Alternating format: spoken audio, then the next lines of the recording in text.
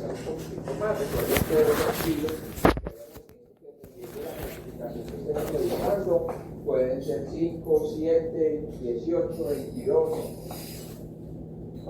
Entonces, depende del nivel de detalle, quizás nos va a tocar ahondar en alguna de esas clasificaciones taxonómicas, pero con las herramientas de laboratorio, por lo menos vamos a tratar de identificar desde los aspectos más básicos.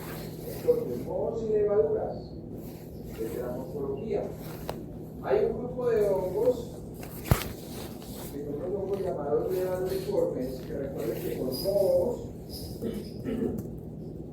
que asumen aspecto ya sea macroscópico o tienen estructuras, además de sus estructuras de mohos, tienen estructuras de levadura, pero son mohos.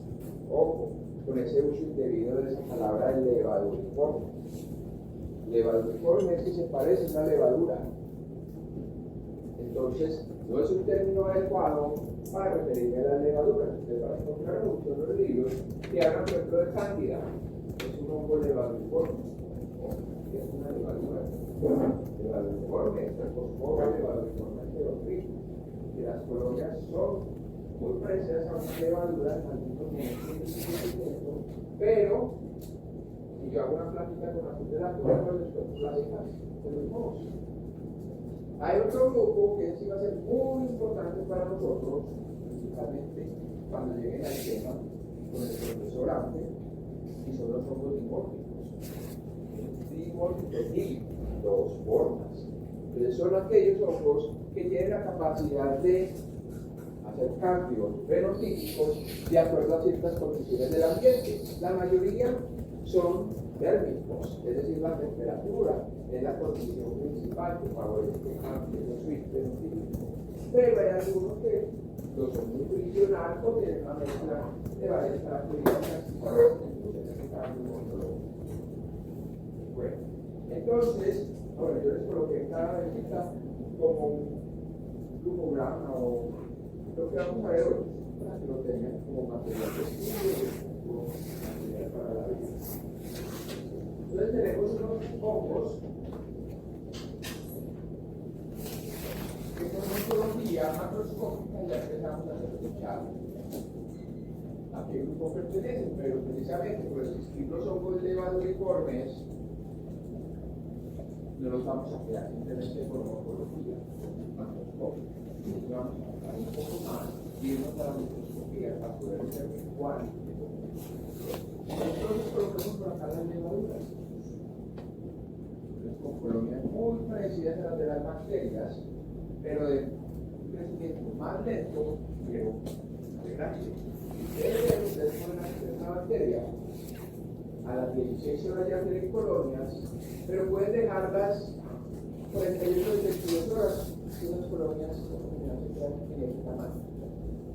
Parece la cabecita de un alfiler, algunas se extienden más, pero no marcan mucho de su campo. En cambio, las levaduras van a ser más lentas, entonces nos va a tocar esperar 48 horas o un poquito más para que crezcan. Pero si las dejamos, se siguen extendiendo, que son colonias de mayor tamaño, pero el crecimiento más lento. Y una característica que no siempre se cumple es que las colonias de levaduras son opacas, mientras que las levaduras siempre, pero las bacterias tienen a ser brillantes, pero tenemos colonias de bacterias no tan brillantes y algunas colonias de levaduras muy cremosas, muy brillantes por poseer potasio. Listo. Entonces, una característica untosa que parece mantequilla nos sugiere, uy, esto puede ser una levadura. Pero voy a confirmarlo con la microscopía. Le hago una plantita, o sea, ojo, no hago un examen directo, el examen directo de la muestra del paciente, yo hago una preparación o una placa más de cultivo y empiezo a observar una estructura alrededor de las ovales. Que se divide principalmente por el mecanismo sexual, que es el más común que practican los hongos, por quemación, aunque hay muy poquitas que pudieran hacerlo por fisión binaria. Pero la mayoría de la importancia clínica, salvo alguno por allá y utilizamos mucha fibrosa molecular, pero que no es patógeno como sus actores esponjas. Y un hongo dimórfico que en su fase de levadura hace las semillas con fisión binaria para los vegetales, el resto lo hacen por formación. Entonces vamos a tener una mamá que va a formar una llenita.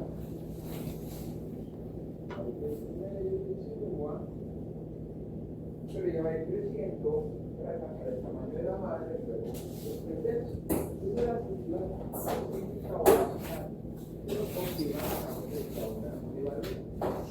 Las blastoconídeas. Recuerden que pueden encontrar en los libros las blastosporos, no les gusta esa palabra, o blastoconidio, por ejemplo en Bogotá, utilizan muchos más blastoconidias, efectivamente estamos frente a una levadura, aunque algunas pudieran formar otras estructuras, por ejemplo, pudieran formar una cadena de blastoconidias que no se desprenden, pero se deforman, se alargan, que van a tener esas constricciones que corresponden al sitio donde finaliza una blastoconidia y comienza la otra, y que otra característica que nos puede ayudar para diferenciar una pseudolita de una isla verdadera es que en los sitios de construcción normalmente quedan. Ahí vamos a encontrar esta información. En cómo se está vamos a encontrar una conidia pegada al sitio.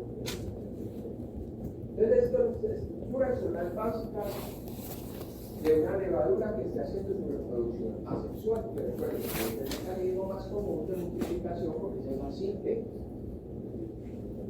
Producción asexual, pero esas levaduras pueden formar otras estructuras, por ejemplo, ellas pueden formar estructuras de resistencia. Podemos encontrar clamidoconidias, recuerden que cualquier hongo pudiera formar esas clamidoconidias en condiciones de estrés.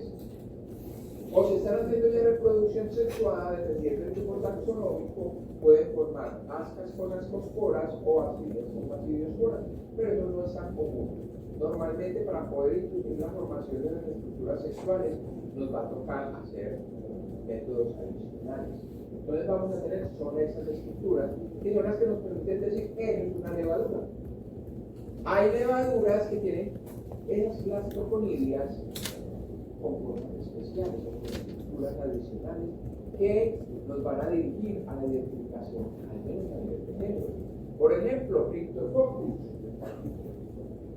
Cryptococcus es una levadura muy redondita, de pared muy gruesa, pero lo más característico es la formación de una cápsula liposacárica.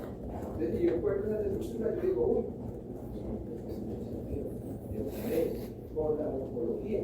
O en algunos estadios de levadura de los modos dimórficos, yo puedo observar esto: una mamá blanca de pared gruesa y un diamante con hijas más pequeñitas, dando una impresión del timón de barco. Y yo digo, es una levadura de Paracoxia. Pero es de la sección. Levaduras que forman estructuras especiales que desde la morfología microscópica ya me permitan decir el género, van a ser muy pocas. La gran mayoría van a ser redonditas o ovales con gemación uni o multipolar. Entonces me voy a quedar con levadura. Entonces, en la mayoría de los casos, si yo tengo una levadura, tanto desde la macroscopía como desde la microscopía, me quedo como levadura. Para poder identificar, entonces me toca ir a hacer lo que hacen con las bacterias. Las de identificación bioquímica, fisiológica, o si tengo de una vez, me toca las ómicas. La PCR, maldito. Y con eso ya puedo decirle al médico qué levadura es. Y ahora sí que es importante no quedarme simplemente con, es una levadura, está formando pseudohipas. Muy probablemente, por frecuencia, podría ser una cándida. Pero la epidemiología está cambiando muchísimo. Tenemos ahora un problema gravísimo, y es que las levaduras están adquiriendo de forma muy rápida, por exposición constante, resistencia a los antimicóticos. Entonces al médico no le va a servir que yo simplemente le diga, eso es una levadura. Una simple levadura es. Puede ser una cándida, pero ¿qué cándida es? Es que hay cándidas que son intrínsecamente resistentes a los tratamientos de uso más convencionales, más convencional. Entonces, no me va a servir, porque yo no puedo empezar con un paciente grave, o que el médico tiene en la UCI, a probar antimicóticos a ver cuál le funciona.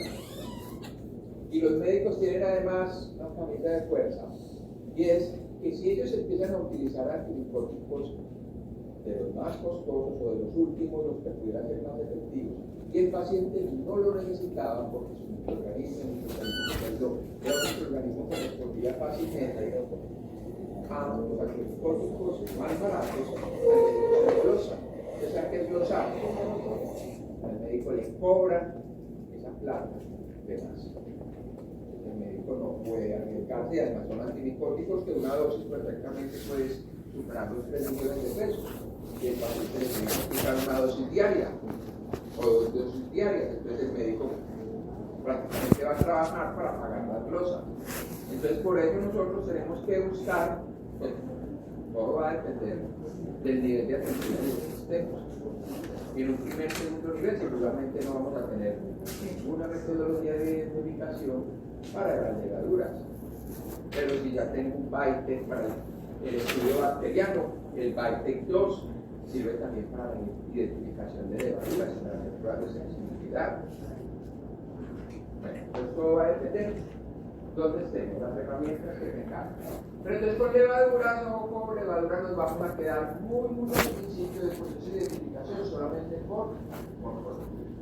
Entonces, vamos a buscar alternativas que nos permitan identificar. Y ya tenemos el otro grupo morfológico, los mohos.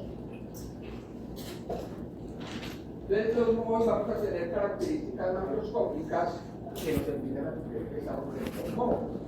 Unas colonias algodonosas que pueden ser densas, o sea, como que yo cogiera el algodón y lo mojara, lo enmasara, o pueden ser laxas, como unas de la araña. Podemos tener colonias aterciopeladas, podemos tener colonias pulverulentas, finas o gruesas. Podemos tener colonias membranosas que parecen un pedazo de carne pegada al medio del cultivo. O podemos tener colonias con aspecto de levadura, y son con mohos levaduriformes. Pero ya tenemos características que desde la macroscopía nos empiezan a sugerir, uy, esto puede ser un moho. Inclusive en algunos casos, por el crecimiento rápido y porque llenan la caja, llenan el sustrato muy rápido, decimos, uy, esto posiblemente es un mucoral, un moho asentado. Entonces también esa dinámica de crecimiento de ese hongo nos puede llevar a pensar o a sospechar desde la macroscopía que estoy frente a un moho asentado. Entonces desde la macroscopía ya tenemos información muy importante. Pero en micología nunca vamos a hacer diagnóstico meramente por macroscopía. Ustedes van a tener unas colonias que ustedes dicen desde el principio, uy, esto es Aspergillus sectionigri, no, esto es un Neosicarius diviriatum, porque la macroscopía es muy informativa. Pero siempre vamos a confirmar haciendo la plaquita, haciendo la preparación con azul de lactofenol para no ir a incluir en un error. Entonces, macroscopía me arroja información, pero voy a pasar a la microscopía. Y en la microscopía voy a buscar la estructura básica que me define que efectivamente es un moho. ¿Cuál es esa estructura? Las hifas, las tubulares, las alargadas, se ramifican. Cuando se ramifican, pues justamente ya pasan de llamarse hifas a llamarse micelio. Y un conjunto de micelio es el que me conforma las colonias. Entonces veo las hifas y digo, efectivamente es un moho. Entonces ya voy a hacer la primera diferenciación importante. ¿Cómo son esas hifas? Son unos tubos anchos, sin o con muy poquitas divisiones. Cuando les digo anchos, y hacemos la relación, una hifa septada es supremamente delgada comparada con una hifa aceptada. Pero las hifas aceptadas, aunque las llamemos aceptadas, ocasionalmente podríamos encontrar hábitos, pero son claros, aparecen por ahí. En cambio, en una hifa aceptada, los septos son más o menos equidistantes. Entonces ya tenemos la primera diferenciación. Tenemos hifas aceptadas. Como aceptado o un sello xenocítico.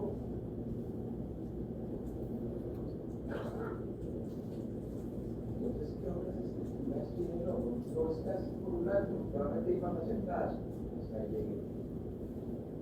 Hay unos modos aceptados,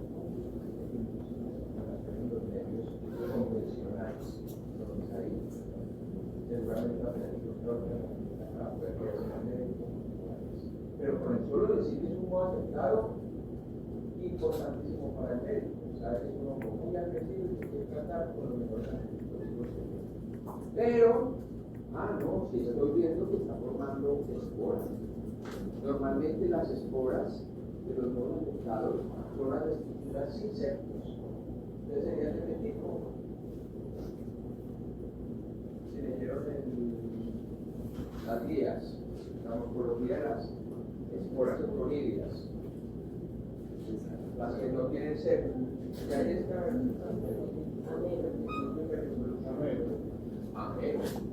amerospora. Recuerden que para los modos aceptados no utilizamos el término octonidia, utilizamos el término espora y normalmente le colocamos un prefijo que es el sitio donde se origina. Entonces los modos aceptados van a formar amerosporas. Y esas amerosporas pueden estar dentro o ser producidas por fuera del saco. Si son producidas dentro de un saco, ese saco lo vamos a denominar esporangia. Entonces a estas esporas las vamos a denominar esporangia. Entonces decimos esto es un colomicota, es un nombre perteneciente al colomicota. Ya vamos a ver, después vamos a terminar el semestre, que es el tema que vamos a ver. Vamos a diferenciar con esa estructura básica, la estructura que parece como por raíces. Vamos a decir que es, pero sabemos que es un colomicota. Pero si yo observo hifas aceptadas u ocasionalmente habitadas, más esporas pero que se producen exógenas, es decir, no dentro del saco, yo digo, esto es un zoopato. Lo vamos a ver por ejemplo cuando veamos la implantación. Entonces la morfología, por esto hemos aceptado una serie de información valiosa. Buscamos con eso, no olvidar difícilmente especie, pero por lo menos genérico. La morfología es muy útil con los resultados y no es tan fácil, perdón, no es tan difícil, porque no vamos a tener mucha diversidad. Entonces, al menos decirles que eso es una tarea relativamente sencilla. Pero resulta que lo que estamos observando son hifas con septación regular. Yo digo, es un septado. Bueno, recuerden que este aceptado también lo pueden encontrar en la literatura como xenocítico.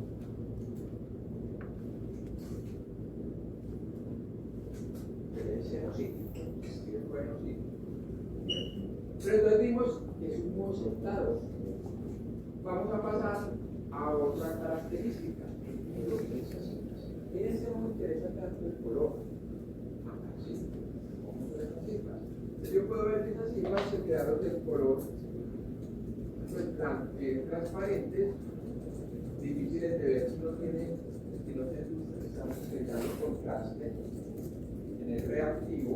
Entonces ahí decimos, eso es un modo aceptado y alilo como liliáceo. Pero hay algunos de estos hongos que pueden producir mucha melanina y esa melanina acumularse en la pared. Entonces vamos a ver muy oscuros, o color cafecito, en algunos casos subhialinos, acompañamientos, y decimos, eso es un modo aceptado de Matíases o sin aceptado. Recuerden que el término de Matíases es exclusivo para los modos aceptados. Yo no puedo decir, aunque vea un modo aceptado, aunque vea una blastoconidia oscura, la de color café, yo no puedo decir, es una levadura de Matíases, es un modo aceptado de Matíases. Ahí te digo, el término de Matíases, el uso correcto es solamente los modos aceptados. Bueno, yo ya tengo una característica que de pronto va a quedarse muy al inicio del proceso de identificación, pero también es valioso para el médico. Entonces le dicen al médico, este hongo lo estás corulando, pero es un moho negro. El médico dice, moho negro, mucha melanina, la melanina se acumula en la pared, a manera como de una barrera. Entonces, la mayoría de los antimicóticos, los de uso más común, actúan a nivel de la membrana celular. Quiere decir que tienen que atravesar pared para poder llegar a la membrana. Y si además de tener la pared tiene melanina, mucha melanina, quiere decir que los antimicóticos no van a funcionar muy bien. Entonces el médico va a tener que buscar otras alternativas para tratar a este paciente. Solo con esa información, solo con darle esa información, como sentado de maquillaje, ya el médico va a cambiar su conducta de tratamiento con el paciente. Entonces, observen lo importante. Pero lo ideal es llegar a la identificación lo más cercano a lo específico. Cada vez vemos que es más difícil porque encontramos muchas especies críticas en los géneros de investigación clínica. Es decir, especies que por morfología son igualitas. Entonces, atreverme a decir el nombre del género y especie del hongo por la mera morfología ya es un riesgo muy alto. Entonces, bueno, tenemos un modo aceptado. ¿Qué otras estructuras, además de las cifras, están produciendo? Entonces, aquí sí vamos a encontrar una gran cantidad de propágulas o esporas. Recuerden que no nos gusta mucho ese término de esporas en general, sino que vamos a utilizar el prefijo como lo utilizamos acá, esporangiosporas, o le vamos a cambiar el nombre a conidias, son producidas por mohos sentados. Entonces estamos viendo conidias, entonces comenzamos en el proceso de identificación. Bueno, primero, ¿cómo se están produciendo esas conidias? Se están produciendo dentro de sacos, como de tejidos hechos con hifas. Entonces decimos, uy, eso probablemente es un coelomiceto. Recuerden este término coelomiceto, se los había mencionado en micro general, que es simplemente una palabra que estamos utilizando ahora como para agrupar los nuevos sentados que producen sus comillas dentro de sacos. Pero es un término que no tiene peso taxonómico porque pertenecía a los deuteromicota, que ya no existen. Entonces yo puedo utilizar la palabra deuteromicota para decir que ese hongo me está haciendo reproducción sexual.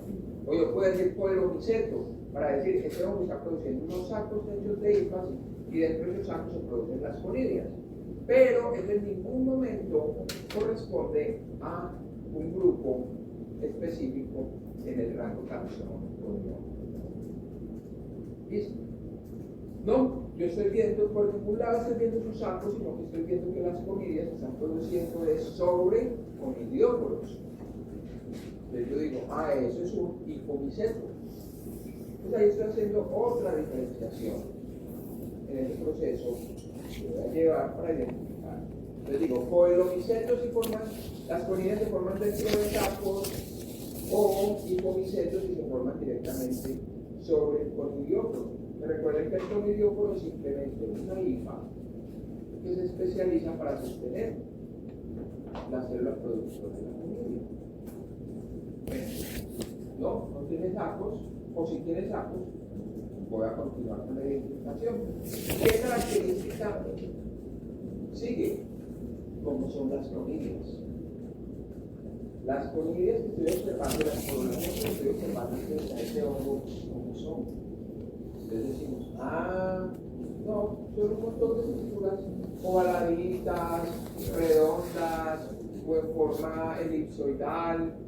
La forma no me interesa tanto, sino que no tiene centros. No, la estructura es unicelular, la conidia es unicelular. Entonces estamos frente a las ameroconidias. Y yo digo, ¿qué hongo produce ameroconidias? No, tiene un septo, que por lo general es ecuatorial, es decir, en la mitad. Entonces yo digo, las conidias son, y digo, conidias.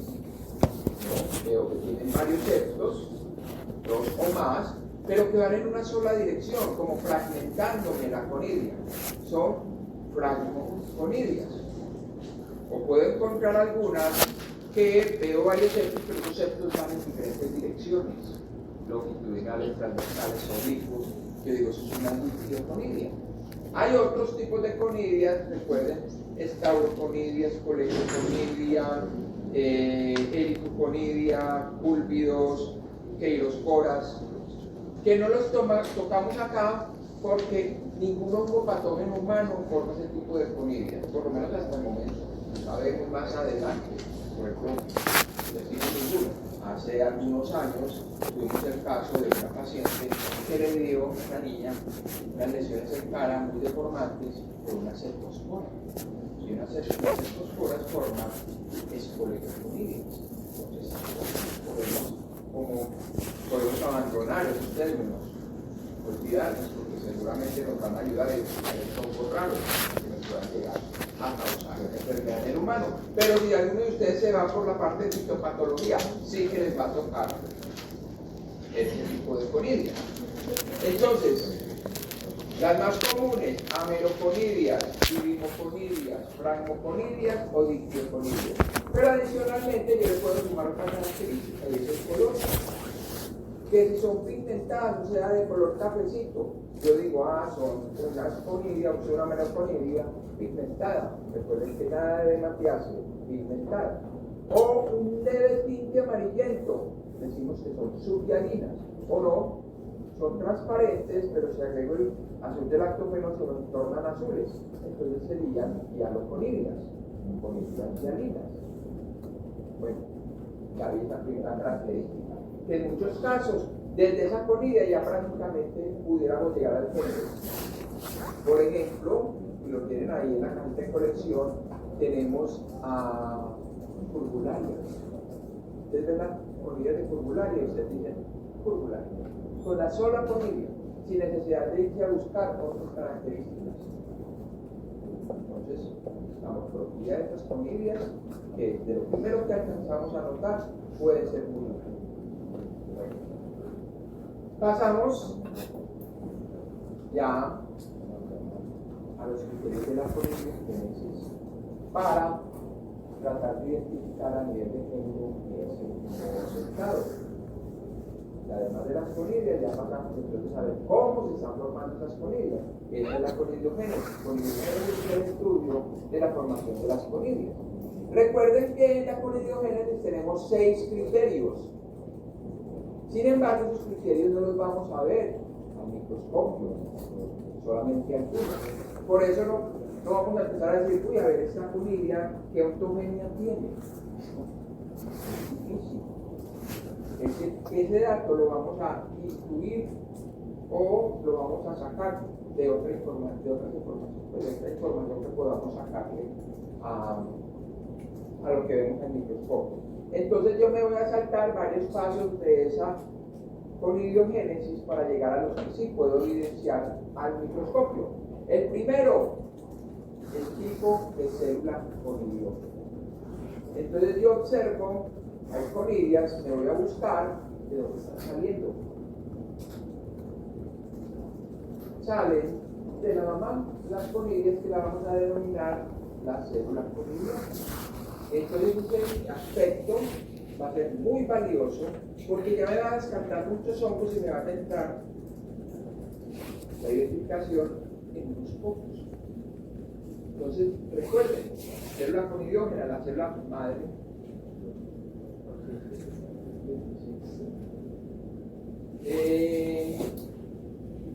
Voy a ver las características de esa célula conidiógena para poder decir o empezar por jugar más bien con ese pero recuerden que tenemos 5 tipos de células conidiógenas que las vamos a dividir en 2 grandes grupos. Un grupo denominado indiferenciadas. ¿Y se acuerdan cuáles son las indiferenciadas? Las tálicas, todas las tálicas son indiferenciadas, pero vamos a tener indiferenciadas en la tálica también. Y la característica de las indiferenciadas es que no las puedo diferenciar, que son un pedazo de hija como cualquiera. Entonces va a ser muy difícil, si las conidias ya están desplegadas, va a ser muy difícil decir de dónde salieron. Entonces yo las encuentro pegadas a una hija, yo digo, este pedacito de hija, la célula conidiógena. Entonces es una célula conidiógena indiferenciada. Eso, ya descarté las especializadas. Recuerden, indiferenciadas inmediatamente me dicen, o este hongo puede ser cálico, o este hongo puede ser plástico, indiferenciado. Si es tálico, ¿cómo voy a llamar a esa célula conidiógena indiferenciada? Hifa conidiógena. Ya, con esto digo, todos los hongos que hagan conidiogénesis tálica forman hifas conidiógenas. Un pedazo de hifa que se va a transformar para formar la nueva conidiógena. En cambio, en la blástica, pues indiferenciada son un pedazo de hifa que empieza a formar en un puntico a partir de material nuevo la concha. ¿No tiene como persolito luego pedazos No, es una hifa como cualquier otra planta indiferenciada. Bueno, y ya pasamos a ese segundo grupo de células conidiógenas que son las especializadas. Su nombre me dice es que se diferencian, asumen una forma especial para empezar a producir las conidias. Estas van a ser las más fáciles, entre comillas, más fáciles de identificar al microscopio. Entonces, dentro de esas células conidiógenas especializadas vamos a tener 4 tipos. Vamos a tener una que se parece a una botellita. Por teoría, de la vida real, sí, una botellita que tiene un orificio por donde salen las conidias. Ese sitio, recuerden, el sitio donde se originan las conidias se denomina locus conidiogénicos.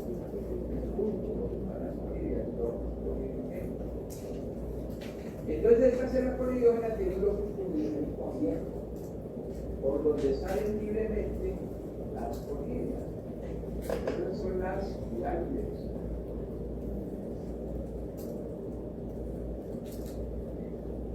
Pirámide, célula conidiógena con locus conidiogénico abierto por donde salen las conidias.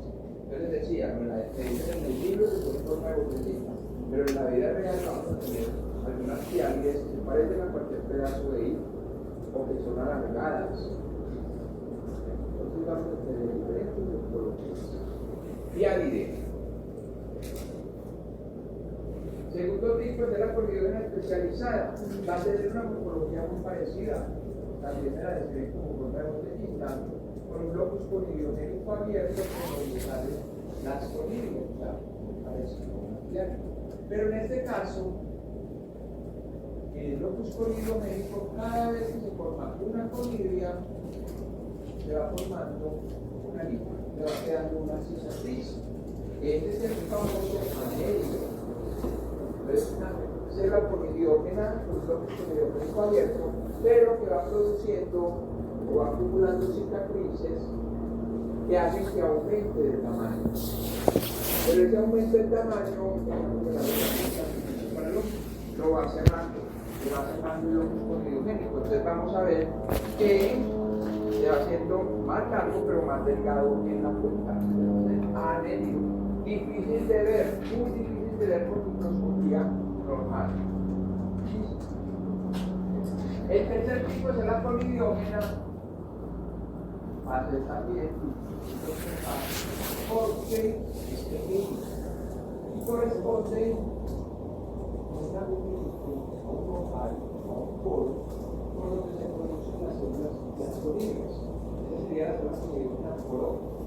Entonces, en esa conidiógena se produce una conidia por estonia, donde se originan las conidias. Y recuerden que desde el micro general habíamos visto una característica que nos facilitaba decir que se depurase la conidiógena porógena, aunque no le vean los poritos. Y es la capacidad de no producir conidias de tipo fragmoconidias o diptioconidias inconectadas. Entonces, si yo observo fragmos o inconectadas, por ahí está el purito. Yo lo puedo incluir aunque no lo vea, porque suele ser y el último tipo es la conidiógena especializada, que es tengo que al final del conidióforo se da una dilatación y alrededor de esa dilatación se forman las conidias. manera aborriosa. Aborriosa significa alrededor de. Ustedes observen que hay características que sí me facilitan o me permiten ver al microscopio la forma en que la condición. Ampolloso Voy avanzando en el proceso de identificación. esa es la forma en que crecen. Ese es el primer criterio de la conidiogénesis que yo puedo observar al microscopio. El segundo criterio de la conidiogénesis que también se puede mirar como el microscopio es la organización de las conidias. Vamos a organizar las conidias, pero esa organización la vamos a estudiar desde dos puntos de vista.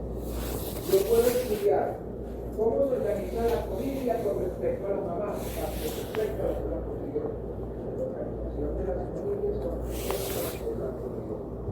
Pero también puedo ver si la misma célula conidiógena o la misma célula conidiógena produce varias conidias con que organizan entre ellas, es decir, cómo se organizan las conidias y de la misma mamá. Entonces,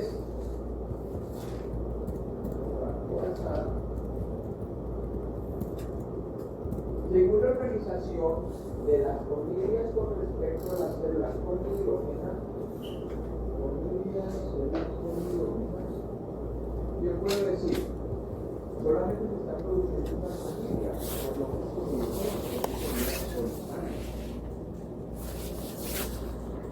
No, se están produciendo varias conidias formando cadenas.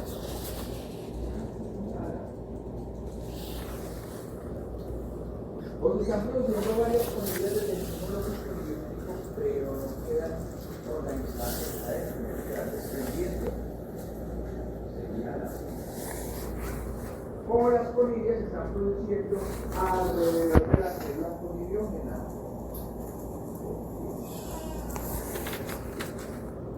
Esta es la organización de las conidias con respecto a la célula conidiógena.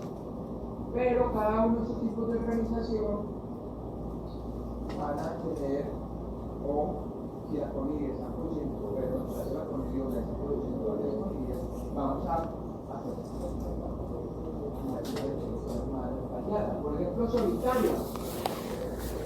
Ya digo, solitaria, la conidia, perdón, la célula conidiógena, una sola conidia.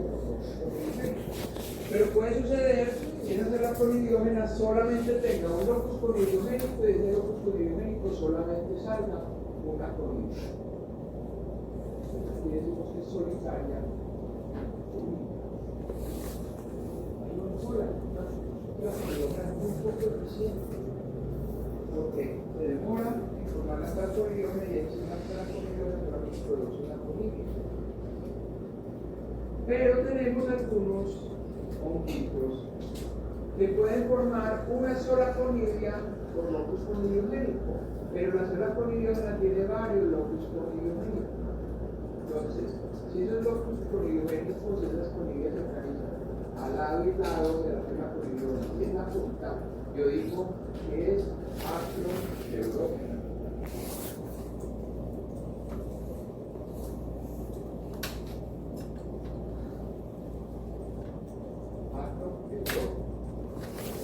Hay uno muy parecido a la acropleurógena, en la cual también se van a formar conidias al lado y lado, pero resulta que en la punta, en vez de formarse en una terminal, se forman varias alrededor de la punta, mantiene una especie de florecimiento. Eso se denomina circundispersa.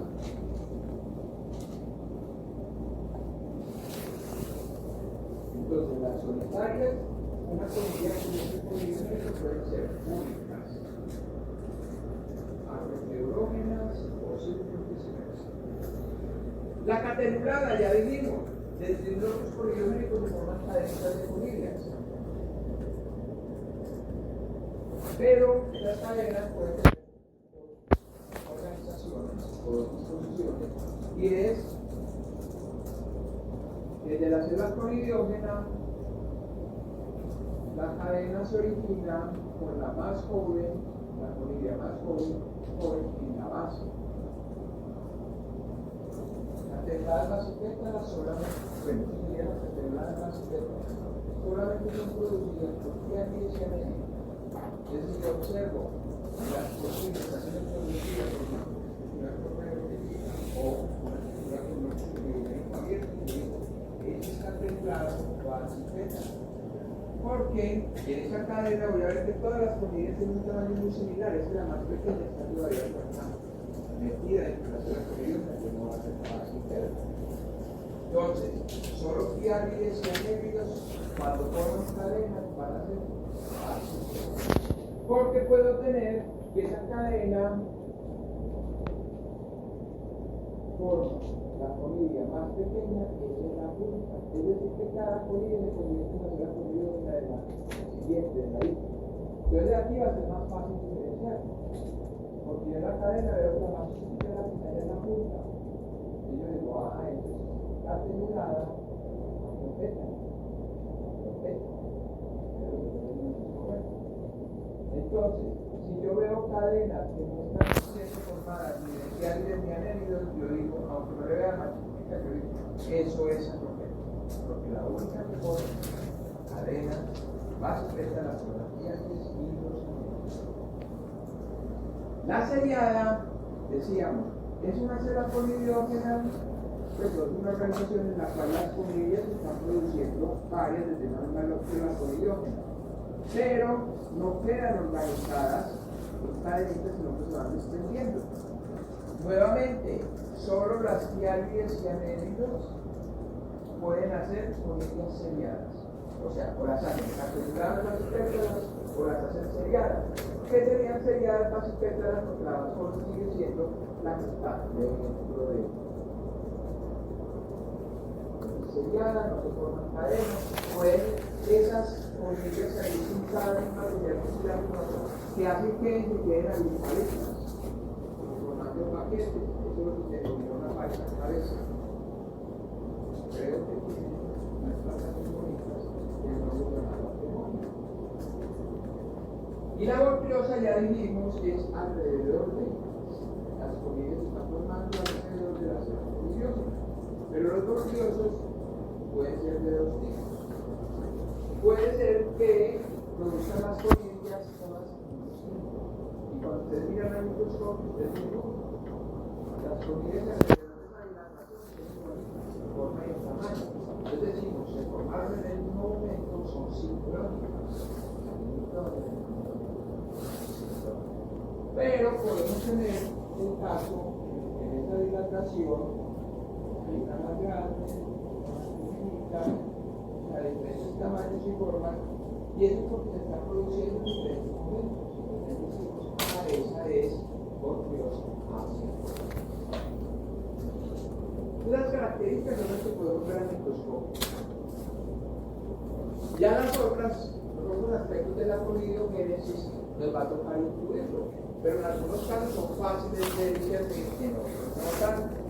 Por ejemplo, el primer criterio de la conidiogénesis es ontogenia de las conidias, de dónde se originan las conidias, cómo se originan. Pueden ser tállicas, y dentro de las tállicas tenemos una especial que son las tálico-árticas, o pueden ser plásticas. ¿Cómo puedo deducir eso desde la célula conidiógena, que es lo que estoy observando al microscopio? Si es una célula conidiógena indiferenciada, empiezo a dudar, es que en la tálica todas las células conidiógenas son indiferenciadas, son hijas conidiógenas, pero en la plástica pueden existir también células conidiógenas indiferenciadas. Entonces, ¿cómo puedo intuir ontogenia de las conidias si estoy viendo una célula conidiógena indiferenciada? Hay unos truquitos que pues, se aplican o se cumplen en la mayoría de los casos. Que si estoy observando cadenas de conidias diferentes a conidias, eso es porque es plástico. O sea, si la célula conidiógena está formando cadenas de conidias diferentes a conidias, eso es porque es plástico. Si la célula conidiógena está formando conidias pigmentadas diferentes a conidias, es porque es plástico. ¿Listo? Pero hay veces artroconidias, si se está formando en cadenas diferentes a artroconidias, plástico. Si se están formando conidias pigmentadas diferentes a artroconidias, es porque es plástico. ¿Listo? Eso quiere decir plástico. Entonces, si yo observo cadenas de conidias diferentes a conidias, eso quiere decir que la célula conidiógena está formando cadenas diferentes a conidias. Si se está formando conidias pigmentadas diferentes a artroconidias, es porque es plástico. O sea, si observo artroponidia, ya sé que eso es calicoano. Pero si observo que se me están formando conidias y alinas, ahí es la duda es tal como blástico. Pero si está pigmentada, yo puedo decir, eso es blástico. ¿Listo? Entonces las células conidiogenes diferenciadas son las que nos generan problemas para definir la ontogenia. Porque si yo tengo una célula especializada y yo estoy observando ese hongo está produciendo fialides, anelidos, ampollas o poro, yo digo eso es blástico. De una vez. Porque la única conidiogénesis que forma células especializadas es la blástica. Entonces ya pude intuir el primer aspecto que en microscopía no lo voy a poder evidenciar. Solo por ver el tipo de la conidiogénesis. El segundo aspecto de la conidiogénesis es origen de la pared de las conidias. Recuerden que la pared es una estructura con muchos componentes que se organizan más o menos como en capas. Entonces, dependiendo de esas capas de esa pared, ¿cuáles son las que participan en la formación de las nuevas conidias? Yo las voy a clasificar en hológena, ¿qué significa holo? Enterógeno, ¿qué significa entero? Interior. Endógeno, adentro. Y sarcílico, fragmentarse en diferentes direcciones.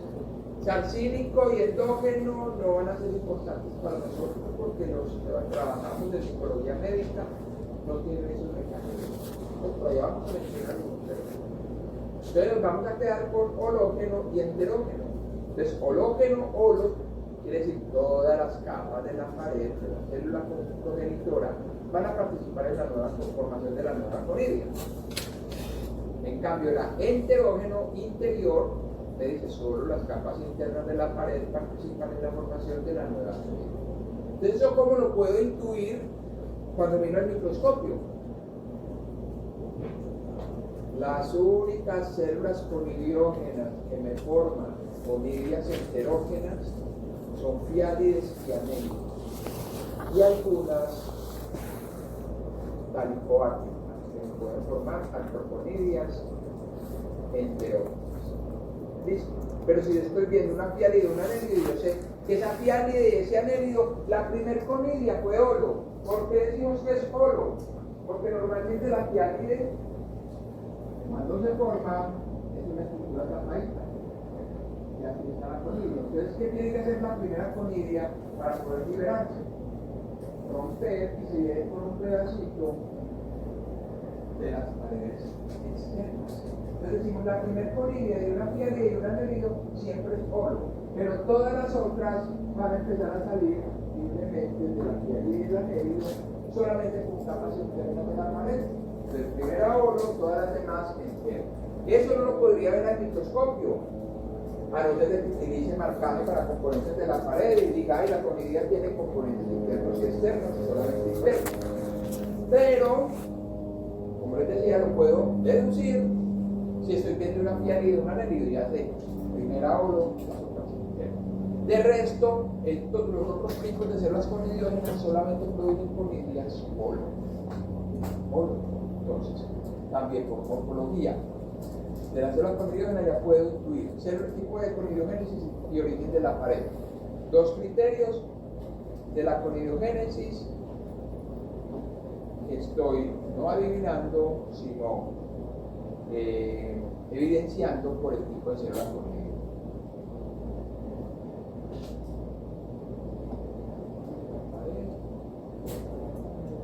Bueno, y lo último, el desprendimiento. Las conidias son como las semillas, se tienen que ir para buscar un nuevo sustrato. Entonces, en hongos se han descrito dos tipos de desprendimiento, de mecanismo de liberación de las conidias: esquizolítico, rexolítico. Esquizolítico consiste en, siempre, si ustedes revisan la teoría de microgeneral, en la conidiogénesis hay un estudio por ahí, un septo. Que en la conidiogénesis tálica el septo es lo primero que se forma y en la blástica es lo último. Pero siempre hay un septo por ahí, porque es el que me está delimitando la nueva conidia. Entonces, El mecanismo esquizolítico se refiere a que ese septo se divide, o sea, ese septo se duplica. Entonces, simplemente cuando se va a liberar la conidia, se desprende, se despega un septo del otro y ya la conidia es libre y la célula conidiógena quedó intacta. ¿Listo? Yo me acordé de otro criterio, pero es el mecanismo esquizolítico. ¿Qué es el mecanismo que van a utilizar? Algunos hongos de la conidiogénesis tálica, principalmente algunos tálico-árticos, y todos los blásticos. Todos los blásticos van a ser un mecanismo esquizolítico, un mecanismo de duplicación del septo. El segundo mecanismo es el rexolítico.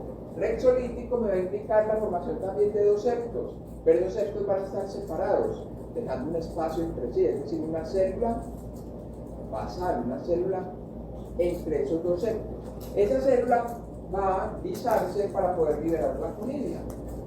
Entonces, el mecanismo rexolítico implica sacrificio, o sea, una porción de la célula conidiógena se va a sacrificar para liberar la conidia. Ese mecanismo lo utilizan todas las tálicas y algunas tálico-árticas. No se utiliza en las plásticas. El que me salté, el criterio que me salté, es el crecimiento de la célula conidiógena.